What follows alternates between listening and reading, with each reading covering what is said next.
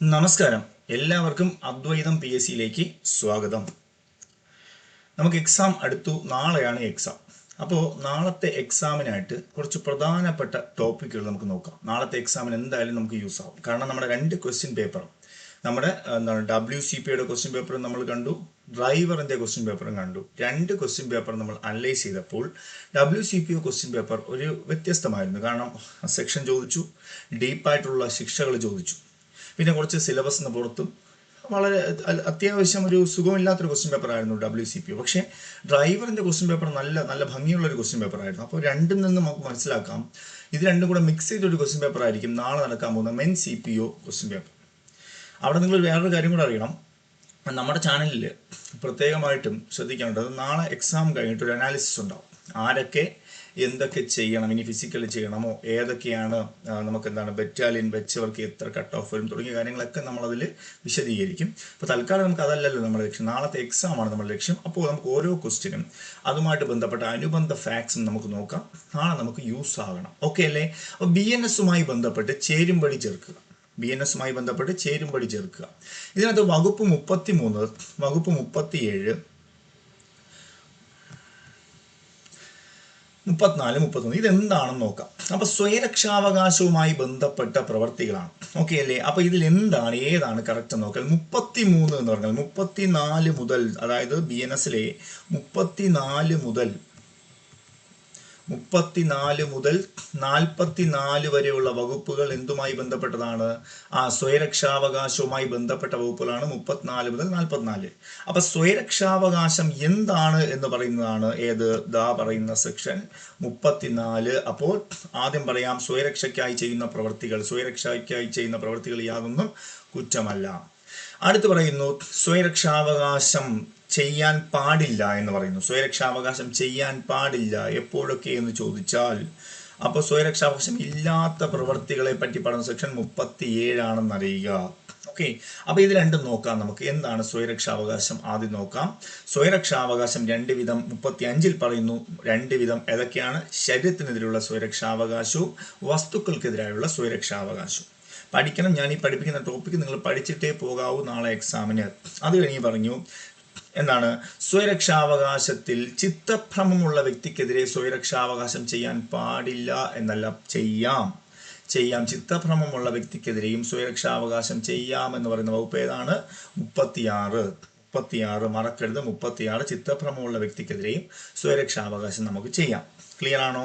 Okay. അത് കഴിഞ്ഞ് 37 പറഞ്ഞു, സ്വയരക്ഷാവകാശം ഇല്ലാത്തത് പബ്ലിക് സർവന്റിനെതിരെ ഇല്ല, പബ്ലിക് സർവന്റെ നിർദ്ദേശത്തിന്മേൽ അല്ലെ മറ്റൊരു വ്യക്തിക്കെതിരെ ഇല്ല. അതുപോലെ മൂന്നാമത്തെ പോയിന്റ് എന്താ പറഞ്ഞേ?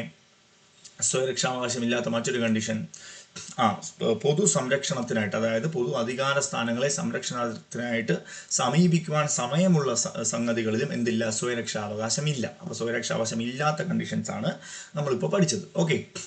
ഇത് 37. പിന്നെ 38 മുതൽ 40 വരെ എന്താണ്? ശരീരം സംബന്ധിച്ച സ്വയരക്ഷാവകാശവും. 41 മുതൽ 43 വരെ വസ്തുക്കൾ സംബന്ധിച്ച സ്വയരക്ഷാവകാശം. അതിൽ തന്നെ ആരെയൊക്കെ എപ്പോഴൊക്കെ കൊല്ലാമെന്ന് 38ലും 41ലും ഉണ്ട്. അത് നിങ്ങൾ പഠിക്കണം, നിർബന്ധമായിട്ടും പഠിക്കണം. അതുപോലെ 44 സ്വയരക്ഷാവകാശം ചെയ്യുന്നതിനിടയിൽ ചിലപ്പോൾ ആരും പെടാം, നിരപരാധികൾ പോലും പെടാം എന്ന് പറയുന്നുണ്ട് 44. ഓക്കെ. ഇനി ഇതിനകത്ത് 33ാമത്തെ വകുപ്പ് എന്ത് പറയുന്നു? നിസ്സാരമായ ഉപദ്രവം ഉണ്ടാക്കി ചെയ്യുന്ന പ്രവൃത്തിക്ക് ശിക്ഷയില്ല. കാരണം നമ്മളിപ്പോൾ പഠിച്ചുകൊണ്ടിരിക്കുന്ന ചാപ്റ്റർ 3 ആണ്. ജനറൽ എക്സെപ്ഷൻസ്, ശിക്ഷയില്ലാത്ത അധ്യായമാണ്. 3 അധ്യായമൊക്കെ ഇപ്പോൾ ചോദിക്കുന്നുണ്ട്. ഇനി ഉത്തമ വിശ്വാസപൂർവ്വം നൽകുന്ന ആശയവിനിമയമാണ് 33 പറയുന്നത്. ഉത്തമ വിശ്വാസപൂർവ്വം നൽകിയ ആശയവിനിമയം. ഓക്കെ. അപ്പോൾ ഇതിൻ്റെ ആൻസർ ഏത് വരും നമുക്ക്? 33. അപ്പോൾ ഇത് ആൻസർ നോക്കിയാൽ പോരെ. 2C വരുന്ന ആൻസർ ഏതുണ്ട്? 2C വരുന്നത്. 3A വരുന്ന ആൻസർ ഏതുകൊണ്ട്? അടപ്പുണ്ട്. 4 എന്താണ്? ഇതല്ല, നമുക്ക് ഇതാണ് അല്ലെ 31. അപ്പം 31 അവിടെ വരുന്നത് എന്താണ്? നിസ്സാരമായ ഉപദ്രവം അല്ലെ, D 4 വരുന്നത് ഓപ്ഷൻ. അപ്പോൾ ആൻസർ ദ ഓപ്ഷൻ സി ആണ് ഇതിന്റെ ആൻസർ എന്ന് മനസ്സിലായി കാണും. അപ്പോൾ സ്വയരക്ഷാവകാശം പഠിക്കാതെ പോകരുത്. അടുത്ത ക്വസ്റ്റ്യൻ, BNSുമായി ബന്ധപ്പെട്ട് തെറ്റായ പ്രസ്താവനകൾ കണ്ടെത്തുക. ഇപ്പോൾ നമ്മുടെ ഡ്രൈവർ CPOക്ക് ചോദിച്ചൊരു ക്വസ്റ്റ്യൻ ആണ്. 76ാമത്തെ വകുപ്പിനെ കുറിച്ചാണ് ചോദിച്ചത്. 76 വിവസ്ത്രയാക്കുക എന്നൊരു വകുപ്പായിരുന്നു അന്ന് പരീക്ഷയ്ക്ക് ചോദിച്ചത്. വിവസ്ത്രയാക്കുക, സ്ത്രീയെ പൊതുസ്ഥലത്ത് വെച്ച് അപമാനിക്കുന്ന ഏതൊരു വ്യക്തിയും എന്ത് ചെയ്യുന്നു?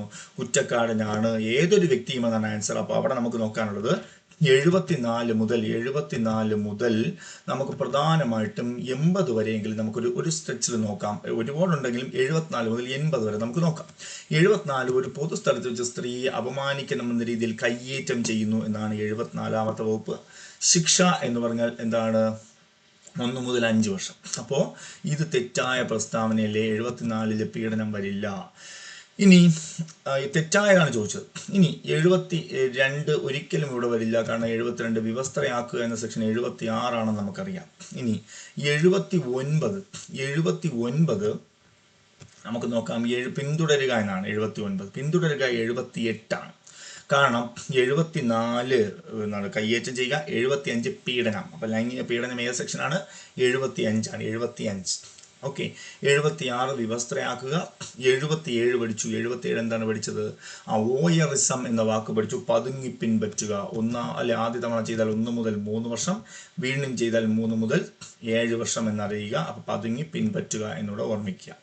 അതുപോലെ 78 സ്റ്റോക്കിംഗ്, പിന്തുടരുക എന്ന് പറയുന്നത് 78. ഇതാണ് ഗോപ്യമായ പിന്തുടരൽ എന്ന് പറഞ്ഞാൽ അതും തെറ്റാണ്. 78 വരണമായിരുന്നു അത്. ഓക്കെ ആണോ? 79 എന്ന് പറഞ്ഞാൽ സ്ത്രീക്ക് നേരെ അശ്ലീലാംഗ്യം, വസ്തുക്കൾ ഇതൊക്കെ കാണിച്ചാൽ 79 ആണ്. അപ്പോൾ ഇതെല്ലാം തെറ്റാണ് ആൻസർ. ഇവയെല്ലാം എന്നാണ് ആൻസർ. നിങ്ങൾ എന്തായാലും 74 മുതൽ 80 വരെ കട്ടയ്ക്ക് പഠിച്ചോളുക. ഉറപ്പായിട്ടും ചോദിക്കും. അപ്പോൾ 80ാമത്തെ വകുപ്പ് മറക്കരുത്. 80ാമത്തെ വകുപ്പ് എന്താണ് പറഞ്ഞത്? സ്ത്രീധന മരണമാണ് 80ാമത്തെ വകുപ്പ്. ഡൗറി ഡെത്ത് പറയുന്നുണ്ട്. വിവാഹം കഴിഞ്ഞ് 7 വർഷത്തിനുള്ളിൽ ഒരു സ്ത്രീ അസ്വാഭാവികമായി മരണപ്പെടുകയാണെങ്കിൽ അവർക്കെതിരെയുള്ളതാണ് അല്ലേ. 7 മുതൽ അതിന് കാരണക്കാരനാവുന്നവർക്ക് 7 മുതൽ ജീവപര്യന്തം വരെയുള്ള തടവും പിഴയും കിട്ടാമെന്ന് ഓർമ്മിക്കുക. അടുത്ത ക്വസ്റ്റ്യൻ, BNS വകുപ്പ് 112മായി ബന്ധപ്പെട്ട് തെറ്റായ പ്രസ്താവനകൾ കണ്ടെത്തുക എന്നാണ്. BNSലെ 112ാമത്തെ വകുപ്പ് അവിടെ അറിയുക. BNSലെ 111 ഉണ്ട്, 112 ഉണ്ട്, 113 ഉണ്ട്. 111 സംഘടിത കുറ്റകൃത്യവും, 112 ചെറിയ സംഘടിത കുറ്റകൃത്യവും, 113 തീവ്രവാദ പ്രവർത്തനവുമാണ്. ഇത് മൂന്നും നന്നായിട്ട് പഠിക്കാം. 111, 112, 113. ചെറിയ സംഘടിത കുറ്റകൃത്യം 112 ശരിയായ പ്രസ്താവനയാണ് 1.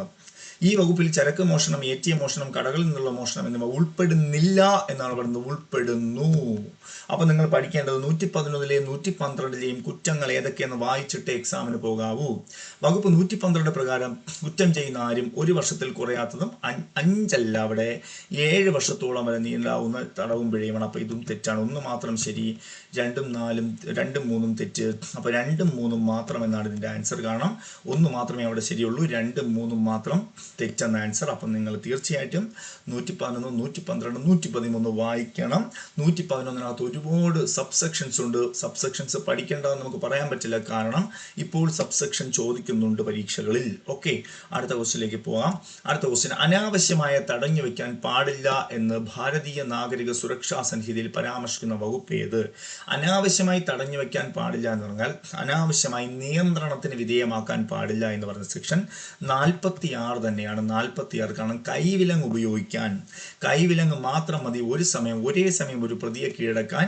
കൈവിലങ്ങ് മാത്രം മതി, അതിൽ കവിഞ്ഞ ഹാനി അവിടെ ഉണ്ടാക്കേണ്ട കാര്യമില്ല എന്നറിയുക. 46ാമത്തെ വകുപ്പ്. ഓക്കെയാണ്. ഇനി 47ാമത്തെ വകുപ്പ് ഈ ഇടയ്ക്ക് WCPOക്ക് ചോദിച്ചൊരു ക്വസ്റ്റ്യനാണ്. 47ാമത്തെ വകുപ്പ്, ഒരു വ്യക്തിയെ അറസ്റ്റ് ചെയ്ത് കഴിഞ്ഞാൽ അയാൾക്ക് എന്തിനാണ് അയാൾ അറസ്റ്റ് എന്നുള്ള കാരണങ്ങളും അയാൾക്ക് ജാമ്യത്തിനുള്ള അവകാശമുണ്ടോ ഇല്ലയോ എന്നറിയിക്കാനുള്ള അവകാശം അവിടെ ഉണ്ട്. 47. ഓക്കെ, അത്ര ഇത് രണ്ടും നന്നായിട്ട് അറിയുക. 46, 47 നന്നായിട്ട് അറിഞ്ഞുകൊള്ളുക. ഓക്കെ, അടുത്ത ക്വസ്റ്റ്യനിലേക്ക് പോകാം നമുക്ക്.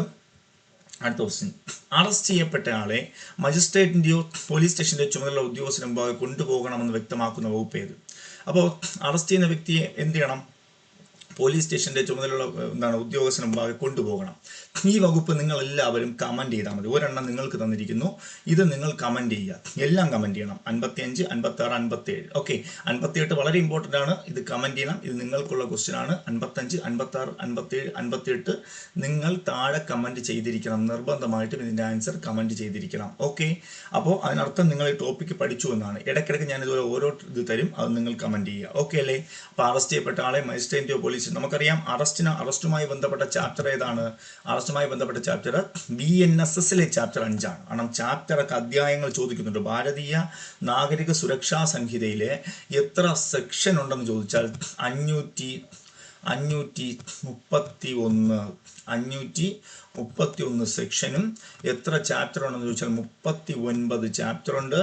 എത്ര പട്ടികയുണ്ടെന്ന് ചോദിച്ചാൽ 2 പട്ടികയുമുണ്ട്. ഈ പട്ടിക നന്നായിട്ട് പഠിച്ചോണം. ഒരു കേസ് കൊഗ്നീസബിൾ ആണോ അല്ലയോ എന്ന് തീരുമാനിക്കുന്നത് പട്ടികയാണ്. അതിൽ ശ്രദ്ധിക്കേണ്ടത് ടു ക്ലോസ് സി എന്ന് ചോദിച്ചാൽ അത് ബെയിലബിൾ ഓർ നോൺ ബെയിലബിൾ ആണ്. ഇതെവിടെ പറഞ്ഞിരിക്കുന്നു? ഇത് പട്ടിക 1 പറഞ്ഞിരിക്കുന്നു. ഇനി ടു ക്ലോസ് ജി എന്നുള്ളത് എവിടെ പറഞ്ഞിരിക്കുന്നു? അത് കൊഗ്നൈസബിൾ ആണെന്നുള്ളത് എവിടെ പറഞ്ഞിരിക്കുന്നു? പട്ടിക 1 പറഞ്ഞിരിക്കുന്നു. ടു ക്ലോസ് ജി കഴിഞ്ഞ് ഓ പറയുന്നു, അതും എവിടെ പറഞ്ഞിരിക്കുന്നു? പട്ടിക 1 പറഞ്ഞിരിക്കുന്നു. അപ്പോൾ ഇതെല്ലാം പട്ടിക 1 പറഞ്ഞിരിക്കുന്നതെന്ന് ഓർമ്മിക്കുക. 2 പട്ടികയിലെ ആദ്യത്തെ പട്ടികയ്ക്കകത്ത് ഇതെല്ലാം പറഞ്ഞിരിക്കുന്നത് ഓർമ്മിക്കുക. ഭാരതീയ നാഗരിക സുരക്ഷാ സംഹിതയിലെ വകുപ്പ് 39 എന്ത്? ഭാരതീയ നാഗരിക സുരക്ഷാ സംഹിതയിലെ വകുപ്പ് 39 എന്തെന്ന് ചോദിച്ചാൽ 39ാമത്തെ വകുപ്പ് അത്രയ്ക്ക് ഇമ്പോർട്ടൻ്റ് ആണ്. കാരണം ഇതിൽ പറയുന്നത് നോൺ കൊഗ്നൈസബിൾ കേസുകൾ. നമുക്കറിയാം കൊഗ്നൈസബിൾ കേസ് ഉണ്ട്, non cognisable case. Non cognisable case എന്താണ്? 2 ക്ലോസ് ഓയിലാണ് പറയുന്നത്. 2 ക്ലോസ് 1 ക്ലോസ് ഓ എന്നാണ് കേട്ടോ. 2 ക്ലോസ് 1 ക്ലോസ് ഓ എന്നാണ് പറയുന്നത്. അപ്പോൾ ഇതിനകത്ത് എന്താണ് നോൺ കൊഗ്നൈസബിൾ കേസ് എന്ന് ചോദിച്ചു കഴിഞ്ഞാൽ, ഒരു വ്യക്തിയെ വാറണ്ടോട് കൂടി മാത്രമേ അറസ്റ്റ് ചെയ്യാൻ പറ്റുന്ന കേസാണ് നോൺ കൊഗ്നൈസബിൾ കേസ്. ഇത് പട്ടിക 1 പറഞ്ഞിട്ടുണ്ട്. പക്ഷേ അവിടെ പറഞ്ഞിരിക്കുന്നത് ഇതിൽ ഒരു വ്യക്തിയോട്, നോൺ കൊഗ്നൈസബിൾ കുറ്റം ചെയ്ത വ്യക്തിയോടും പോലീസ് തൻ്റെ ഐഡൻറ്റിറ്റി ചോദിക്കുമ്പോൾ പറയാൻ വിസമ്മതിച്ചാൽ 39 പ്രകാരം അയാളെ അറസ്റ്റ് ചെയ്യാം. അതാ കിടക്കുന്നത്. ഓപ്ഷൻ ബി ആണ്. ഏതാണ്? പേരും വാസസ്ഥലവും പറഞ്ഞു കൊടുക്കാൻ വിസമ്മതിച്ചാലുള്ള അറസ്റ്റ്. അയാളുടെ പേരോ ഐഡൻറ്റിറ്റിയോ പറഞ്ഞില്ല എങ്കിൽ നോൺ കൊഗ്നൈസബിൾ ആയാലും അയാളെ എന്ത് ചെയ്യാം? അറസ്റ്റ് ചെയ്യാമെന്ന് പറയുന്ന വകുപ്പ് ഏതാണ്? 39ാമത്തെ വകുപ്പാണ്. മറക്കരുത്. BNSSലെ 39ാമത്തെ വകുപ്പ്. ഓക്കെ, തനിക്ക് തിരഞ്ഞെടുക്കുന്ന അഡ്വക്കേറ്റിനെ കാണാനുള്ള അവകാശം ഏത് വകുപ്പിലാണ്? 38ലാണ്. 40 എന്താ പറയുന്നത്? സ്വകാര്യ വ്യക്തിയാലുള്ള അറസ്റ്റ് പറയുന്നു. 40 ചോദിച്ചിട്ടുണ്ട്. സ്വകാര്യ വ്യക്തിയാലുള്ള അറസ്റ്റ് ആകുമ്പോൾ 6 മണിക്കൂർ എന്നുള്ളത് നമ്മുടെ പരീക്ഷയ്ക്ക് ഡ്രൈവർ CPO പരീക്ഷയ്ക്ക് ചോദിച്ചിട്ടുണ്ടായിരുന്നു. 41 മജിസ്ട്രേറ്റിനാലുള്ള അറസ്റ്റ് എന്ന് പറഞ്ഞു. 41 മജിസ്ട്രേറ്റിനാലുള്ള അറസ്റ്റ്. 42 പറഞ്ഞു ഒരു സായുധ സേനാംഗത്തെ അറസ്റ്റ് ചെയ്യുമ്പോൾ എന്തൊക്കെ ശ്രദ്ധിക്കണം? അദ്ദേഹത്തിനെ അറസ്റ്റ് ചെയ്യുമ്പോൾ അദ്ദേഹത്തിനെ നിയമപരമായാണ് ഡ്യൂട്ടി ചെയ്യുമ്പോഴാണ് അറസ്റ്റ് ചെയ്യുന്നതെങ്കിൽ തീർച്ചയായിട്ടും അത് കേന്ദ്ര സർക്കാരിൻ്റെ അനുമതിയില്ലാതെ അയാളെ അറസ്റ്റ് ചെയ്യാൻ പാടില്ല എന്ന് 42ാമത്തെ വകുപ്പിൽ പറയുന്നുണ്ട്. അതുപോലെ നിങ്ങൾ അറിയേണ്ടത് 42ാമത്തെ വകുപ്പ് കഴിഞ്ഞ് 43 എങ്ങനെയൊക്കെ അറസ്റ്റ് ചെയ്യാം? നമ്മൾ അറിയാമല്ലോ, അറസ്റ്റ് ചെയ്യുമ്പോൾ കൈവിലങ്ങാരെയൊക്കെ ഉപയോഗിക്കാമെന്നും അധികം ബലപ്രയോഗം പാടില്ല, ആവശ്യമാണെങ്കിൽ മാത്രം ബലപ്രയോഗമാണ്, സ്ത്രീകളെ രാത്രി അറസ്റ്റ് ചെയ്യണമെങ്കിൽ ജുഡീഷ്യൽ ഫസ്റ്റ് ക്ലാസ് മജിസ്ട്രേറ്റിന്റെ മുൻകൂർ അനുമതി വാങ്ങണം തുടങ്ങിയതൊക്കെ 43 പറഞ്ഞിട്ടുണ്ട്. ഓക്കെയാണ്. അപ്പോൾ ഇത് ഓർമ്മിച്ചോളൂ. അതുപോലെ 37ാമത്തെ വകുപ്പ് നിയുക്ത പോലീസ് ഉദ്യോഗസ്ഥനുമായി ബന്ധപ്പെട്ട വകുപ്പ് ഓർമ്മിച്ചാൽ 37ആണ്. നിയുക്ത പോലീസ് ഉദ്യോഗസ്ഥനുമായി ബന്ധപ്പെട്ട വകുപ്പ് 37. ASI റാങ്കിൽ കുറയാത്ത ഉദ്യോഗസ്ഥനായിരിക്കും നിയുക്ത പോലീസ് ഉദ്യോഗസ്ഥനായിട്ട് നമുക്കറിയാവുന്നത്. നിയുക്ത പോലീസ് ഉദ്യോഗസ്ഥൻ. ക്ലിയർ ആണ്. അടുത്ത ക്വസ്റ്റിലേക്ക് പോകാം. സെക്ഷൻ BSAയിലെ ഏറ്റവും കൂടുതൽ ആവർത്തിക്കുന്നത് ഇപ്പോൾ ഡ്രൈവർ CPOക്കും വുമൺ CPOക്കും ചോദിച്ചൊരു ക്വസ്റ്റ്യൻ ആണ്. BSAയിലെ 23ാമത്തെ സെക്ഷൻ. അപ്പോൾ BSAയിലെ ഞാൻ പറയുന്ന സെക്ഷനുകളൊന്ന് നോക്കുക. 22, 23, 24 ഇത് 3 എന്താണ് നമുക്ക് നോക്കാം. 22 എന്ന് പറഞ്ഞാൽ പ്രചോദനമോ ഭീഷണിയോ കാരണം ഒരു വ്യക്തി കുറ്റസമ്മതം ഏതൊരു മജിസ്ട്രേറ്റിനോട് നടത്തിയാലും ആ മജിസ്ട്രേറ്റ് അത് കേൾക്കുവാൻ പാടില്ല. പ്രചോദനമോ ഭീഷണിയോ കാരണം ഏതൊരു മജിസ്ട്രേറ്റിനോട് നടത്തിയാലും അയാൾ അത് കേൾക്കുവാൻ പാടില്ല. കാരണം എന്തെന്ന് വെച്ച് കഴിഞ്ഞാൽ ആ സ്വന്തം ഇഷ്ടപ്രകാരം പറയുന്നതാണ് കുറ്റസമ്മതം എന്ന് പറയുന്നത്. ഈ പ്രചോദനമോ ഭീഷണിയോ ഇല്ലാതിരുന്നാൽ മാത്രമേ മജിസ്ട്രേറ്റ് അയാളോട് പറയാവൂ. അതുമാത്രമല്ല അയാളോട് പറയണം മജിസ്ട്രേറ്റ് നിങ്ങൾ ഇതിൽ കുറ്റസമ്മതം നടത്താൻ ബാധ്യസ്ഥനല്ല എന്നും തുടങ്ങിയ കാര്യങ്ങളൊക്കെ അയാളുടെ പറഞ്ഞു കൊടുക്കണം. 22. ഇനി 23ാമത്തെ വകുപ്പാണ് ഏറ്റവും കൂടുതൽ ഇപ്പോൾ ചോദിക്കുന്നത്. കാരണം പോലീസ് ഉദ്യോഗസ്ഥനോട് നടത്തുന്ന കുറ്റസമ്മതം. ഒരു കസ്റ്റഡിയിൽ വെച്ച് ഒരു പോലീസ് ഉദ്യോഗസ്ഥനോട് പറയുന്ന യാതൊരു കുറ്റസമ്മതവും സ്വീകാര്യമല്ല. പക്ഷേ ഒരു മജിസ്ട്രേറ്റിന്റെ സാന്നിധ്യത്തിൽ പറഞ്ഞാൽ മാത്രം അത് സ്വീകാര്യം. സ്വീകാര്യമാണ്. മാത്രമല്ല ഈ കുറ്റസമ്മതം നടത്തുമ്പോൾ മേലുദ്യോഗസ്ഥനായാൽ പോലും കീഴുദ്യോഗസ്ഥനായാലും പോലീസിനോട് പറയാൻ പാടില്ല കുറ്റസമ്മതം. പോലീസിനോട് കുറ്റസമ്മതം നടത്താൻ പാടില്ല. നിങ്ങൾ തീർച്ചയായിട്ടും 23 നന്നായിട്ട് വായിച്ചിട്ട് പോകണം, 23 22. ഓക്കെ, അപ്പോൾ ഇത് രണ്ടും പ്രധാനപ്പെട്ട സെക്ഷനുകളാണ്, 23 22. ഓക്കെ, അപ്പോൾ അതിൽ 24 എന്ന് പറഞ്ഞാൽ എന്താണെന്നാണ് ചോദിച്ചത്. അപ്പോൾ ഈ പ്രചോദനമോ ഭീഷണിയോ വാഗ്ദാനമോ വഴിയുണ്ടായ കുറ്റസമ്മതം ക്രിമിനൽ നടപടിയിൽ അപ്രസക്തം എന്ന് പറയുന്ന സെക്ഷൻ 22 പറയുന്നത്. പോലീസ് ഉദ്യോഗസ്ഥനുള്ള കുറ്റസമ്മതം 23 പറയുന്നത്. എന്നാൽ കുറ്റസമ്മതം നടത്തുന്ന ആളെയും ഒരേ കുറ്റത്തിന് കൂട്ടായി വിചാരണ ചെയ്യപ്പെടുന്ന മറ്റാളുകളെയും ബാധിക്കുന്നതും തെളിയിക്കപ്പെടുന്നതുമായ കുറ്റസമ്മതത്തിന്റെ പരിഗണന പറയുന്നത് 24 പറയുന്നത്. അപ്പോൾ ഇതാണ് ഏറ്റവും ഇമ്പോർട്ടൻ്റ് ആയ സെക്ഷൻ 24. അപ്പോൾ 24 ഓർമ്മിക്കണം. കുറ്റസമ്മതം നടത്തുന്ന ആളെയും ഒരേ കുറ്റത്തിന് കൂട്ടായി വിചാരണ ചെയ്യപ്പെടുന്ന മറ്റാളുകളെയും ബാധിക്കുന്നതും തെളിയിക്കപ്പെട്ടതുമായ കുറ്റസമ്മതത്തിന്റെ പരിഗണനയാണ് 24 പറയുന്നത്. നന്നായിട്ട് ഓർമ്മിച്ചോണം, അത് വായിക്കണം. ഇനി 26 കൂടെ ഞാൻ പറഞ്ഞുതരാം. 26 മരണമൊഴി. 26 മരണമൊഴിയുമായി ബന്ധപ്പെട്ട് മരണമൊഴി എങ്ങനെയായിരിക്കണമെന്നും അല്ലെങ്കിൽ കാണാതായ വ്യക്തിയുടെ മൊഴി എങ്ങനെ എടുക്കുമെന്നും ആരൊക്കെയാണ് മരണമൊഴി എടുക്കേണ്ടത്, മജിസ്ട്രേറ്റ്, പോലീസ്, പിന്നെ ഡോക്ടർ. പിന്നെ മാത്രമല്ല ഇപ്പോൾ പറയുന്ന ഏതൊരു വ്യക്തിക്കും മരണമൊഴി സ്വീകാര്യമാണ്. പക്ഷേ മജിസ്ട്രേറ്റിനോട് പറയുന്ന മരണമൊഴിയാണ് കൂടുതൽ സ്വീകാര്യം എന്ന് പറയുന്നത് 26 പറയുന്നു. മരണമൊഴി എപ്പോഴാണ് എടുക്കുന്നത്? മരണമൊഴി ഒരാൾ ദൃശ്യതി പറ്റി ആശുപത്രിയിലൊക്കെ എടുക്കുമ്പോഴാണ് മരണമൊഴി എടുക്കുന്നത്. അവിടെ ഓർമ്മിക്കണം. 26ാമത്തെ സെക്ഷനാണ് മരണമൊഴി. അതുപോലെ തന്നെ 39ാമത്തെ സെക്ഷൻ പഠിക്കാതെ പോകരുത്. 39 വിദഗ്ധന്മാരുടെ അഭിപ്രായം. ഒരു വ്യക്തി ഏതെങ്കിലും ഒരു വിഷയവുമായി ബന്ധപ്പെട്ട് എക്സ്പീരിയൻസ് ഉള്ള ആളിനെയാണ് വിദഗ്ധൻ എന്ന് പറയുന്നത്. അപ്പോൾ വിദഗ്ധന്റെ അഭിപ്രായത്തെ പറ്റി പറയുന്ന വകുപ്പാണ് 39. ക്ലിയർ ആണ്? ഒന്നും സ്കിപ്പ് ചെയ്ത് മുഴുവൻ കാണുക. അതുപോലെ തന്നെ ഇപ്പോൾ ഇത് കണ്ടുകൊണ്ടിരിക്കുന്ന ആൾക്കാർ, ഇപ്പോൾ ഈ നമ്മുടെ ക്ലാസ് കണ്ടുകൊണ്ടിരിക്കുന്ന ആൾക്കാർ അദ്വൈതം PSC ADHWAITHEAM അദ്വൈതം PSC എന്ന ചാനൽ സബ്സ്ക്രൈബ് ചെയ്യുക. കാരണം എന്താണെന്ന് വെച്ചാൽ നിങ്ങൾക്ക് ഇനി അങ്ങോട്ടുള്ള എല്ലാ യൂണിഫോം പോസ്റ്റുകളിലും നമ്മുടെ ചാനൽ ഒരു വഴികാട്ടിയായിരിക്കും.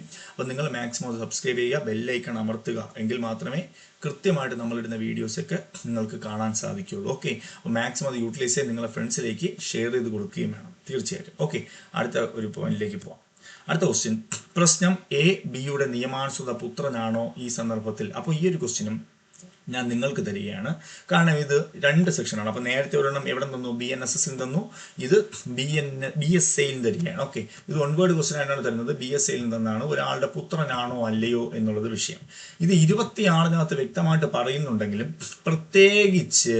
പ്രത്യേകമായിട്ട് അങ്ങനെ ഒരു ക്വസ്റ്റ്യൻ തരുന്നു. അത് ഏത് വകുപ്പിനകത്ത് പറയുന്നു എന്ന് നിങ്ങൾ പറയണം.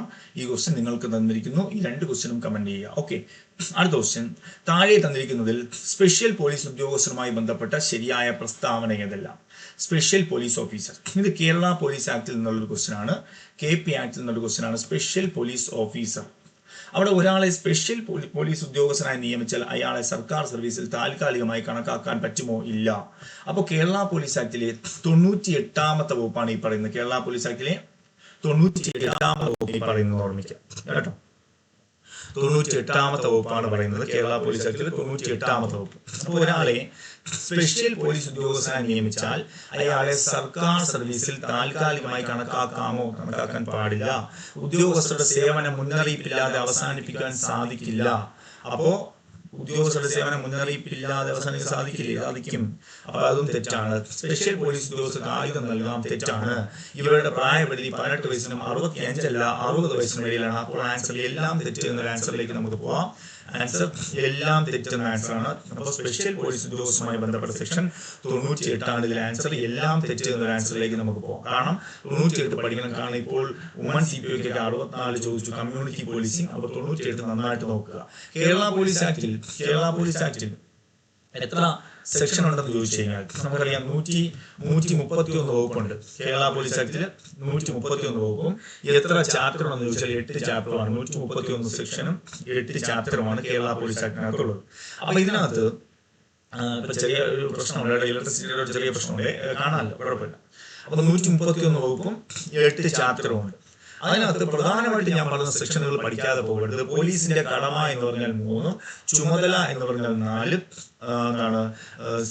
എല്ലാവർക്കും പോലീസ് സേവനത്തിന് അവകാശമാണെന്ന് പറയുന്നത് 7, അതുപോലെ 8 എന്ന് പറയുന്നത് പോലീസ് സ്റ്റേഷനിൽ നിന്ന് എന്തെല്ലാം അവകാശം കിട്ടണമെന്ന് പറയുന്നത് 8, അതുപോലെ 14 പോലീസിന്റെ ഘടന ഫുൾ ഫോം പഠിക്കണം. 14ന്റെ ഫുൾ ഫോം ഞാൻ ഈ പറയുന്നത് പഠിക്കാതെ എക്സാമിന് പോയി കളയരുത്. 14 പഠിക്കണം, നിർബന്ധമായും പഠിക്കണം 14. അതുപോലെ 21 സ്പെഷ്യൽ വിങ്ങികൾ യൂണിറ്റുകളാണ്. 29 പോലീസിന്റെ പെരുമാറ്റം ചോദിക്കാൻ പറ്റിയൊരു ക്വസ്റ്റ്യൻ ആണ്. 29 നാളെ എക്സാം കഴിയുമ്പോൾ നമ്മൾ ഈ പറയുന്നത് ഏതെങ്കിലുമൊക്കെ വന്നിരിക്കും. അതുപോലെ 31 പോലീസുകാർ വിവരങ്ങൾ രഹസ്യമായി സൂക്ഷിക്കണമെന്ന് പറയുന്നു.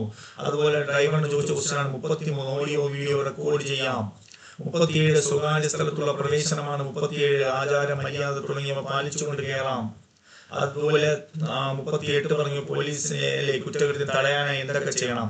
39 പറഞ്ഞു പോലീസിന്റെ നിർദ്ദേശങ്ങൾ എല്ലാവരും പാലിക്കണം. 57 പറയുന്നു കാണാതായ വ്യക്തിയെ കണ്ടെത്താൻ പോലീസ് എന്ത് ചെയ്യണം. 61 പറയുന്നു ട്രാഫിക് നിയന്ത്രണവുമായി ബന്ധപ്പെട്ട്. 64 പറയുന്നു കമ്മ്യൂണിറ്റി പോലീസിംഗ് ആണ്, ചോദിച്ചു കഴിഞ്ഞു. 69 പറഞ്ഞു അഗ്നിബാധ ദുരന്തമുണ്ടായപ്പോൾ പോലീസൊക്കെ എന്ത് ചെയ്യണം, അല്ലെങ്കിൽ ഫയർഫോഴ്സോ മറ്റുള്ള അഭാവത്തിൽ എന്ത് ചെയ്യാം പബ്ലിക് സർവന്റിന്. 77 ശബ്ദ മലിനീകരണം. അതുപോലെ നമ്മൾ 98 പഠിച്ചു സ്പെഷ്യൽ പോലീസ് ഓഫീസർ. പിന്നെ നിങ്ങൾ പഠിക്കേണ്ടത് 117, 118, 119, 120 തുടങ്ങിയ സെക്ഷൻ പഠിക്കണം. 117 മുതൽ 120 വരെയുള്ള സെക്ഷൻ നന്നായിട്ട് വായിക്കണം. അതിനകത്ത് ഒരുപാട് സെന്റൻസുകൾ ഉണ്ടാവും. കാരണം പോലീസിന്റെ ചുമതലയിൽ ഇടപെട്ടാലുള്ള ശിക്ഷ. 118 ഗുരുതരമായ ക്രമസമാധാന ലംഘനത്തിലുള്ള ശിക്ഷ. 119 സ്ത്രീകൾക്കെതിരെയുള്ള അതിക്രമം. 120 എന്ന് പറഞ്ഞാൽ സാധാരണ ക്രമസമാധാന ലംഘനം. പഠിക്കണം, ശല്യമുണ്ടാക്കലൊക്കെ. ഇനി അനധികൃതമായി സമ്പാദിച്ച സ്വത്ത് കണ്ടെത്തുന്നു എന്നതിനെ പറ്റി പരാമർശിക്കുന്ന NDPS ആക്ടിലെ വകുപ്പ് ഏതെന്ന് അധ്യായം ഏതെന്ന് ചോദിച്ചാൽ അത് 5A ആണ്. 5A നമുക്കറിയാം. NDPS-നകത്ത് 83ഓളം വകുപ്പുകളുണ്ട്. 83 വകുപ്പുണ്ട് അല്ലെ NDPS-നകത്ത്. അതിനകത്ത് 6 അധ്യായമാണ്. പല ബുക്കുകളിലും 8 എന്നൊക്കെ എഴുതിയിട്ടുണ്ടെങ്കിലും ഇതിനകത്ത് 6 അധ്യായമാണ് പ്രധാനമായിട്ടും എഴുതുന്നത്. ഇപ്പോൾ ഓപ്ഷനിൽ 6ഉം 8ഉം വന്നാൽ നിങ്ങൾ നോക്കി എഴുതണം. കാരണം നമ്മുടെ ബേറാക്ട് ബുക്ക് അനുസരിച്ച് 6 അധ്യായം മാത്രമേ ഉള്ളൂ. എണ്ണി എടുക്കുമ്പോൾ 8 ആവുന്നേ ഉള്ളൂ. 6 ആണ് കറക്റ്റ് ആൻസർ എന്ന് അറിയുക. അപ്പൊ 5A 68F ആണ്. NDPS-ലെ 5A 68F ആണ് ഇതിലെ ആൻസർ എന്ന് വിളിക്കുക. 5A 68F എന്ന് അറിയുക. ഓക്കെ. അടുത്തത് ലൈംഗിക കടന്നുകയറ്റത്തിലുള്ള തീവ്രമായ ആക്രമണങ്ങളിൽ ഉൾപ്പെടുന്ന സാഹചര്യം ഏത്? ലൈംഗിക കടന്നുകയറ്റം. അപ്പൊ അവിടെ പോക്സോയുമായി ബന്ധപ്പെട്ട ഒരു കാര്യമാണ്. ഓക്കെ, പോക്സോയുമായി ബന്ധപ്പെട്ട കാര്യമാണ് വരുന്നത്.